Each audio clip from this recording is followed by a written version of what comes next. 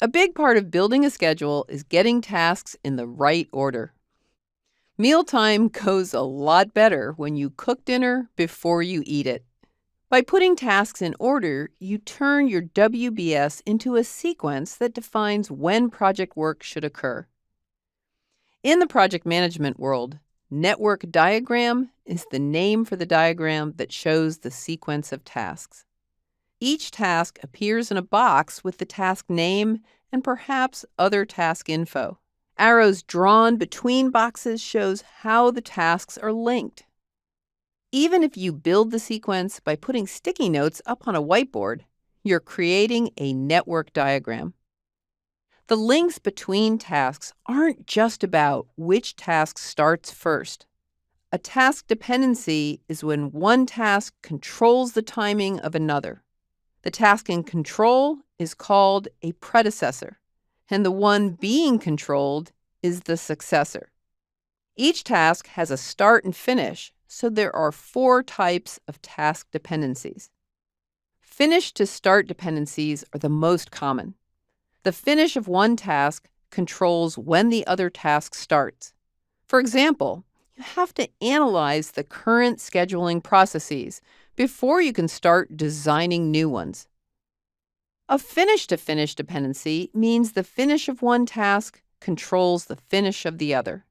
For example, the dev team finishing the scheduling features controls when they finish testing the features, with a small delay to test those last bits of customization. Start to start means that the start of one activity triggers the start of the other. This dependency type can cause trouble if the predecessor takes longer than it's supposed to, as shown here.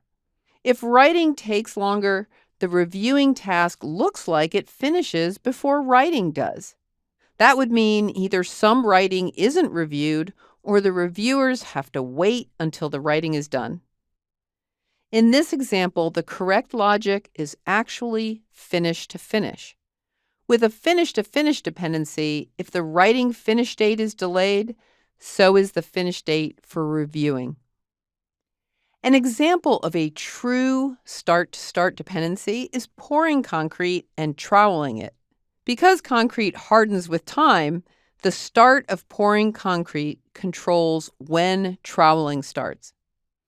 Start-to-finish dependencies don't occur very often. That's a good thing, because they can be confusing. The start of one task triggers the finish of another, so the task in control occurs after the one it controls. Consider the shifts at a retail store. The first shift can't finish until the clerk for the second shift shows up. You can figure out which type of dependency to use by asking a few questions. Which task controls the other? That tells you which task is the predecessor. Does the start or finish date of the first task control the second task? That identifies whether the dependency begins with start or finish.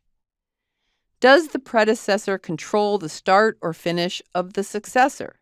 That identifies whether the second half of the dependency is start or finish.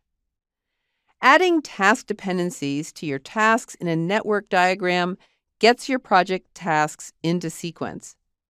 Now that you know all the dependency types, build a network diagram for the tasks in the partial WBS in the exercise files.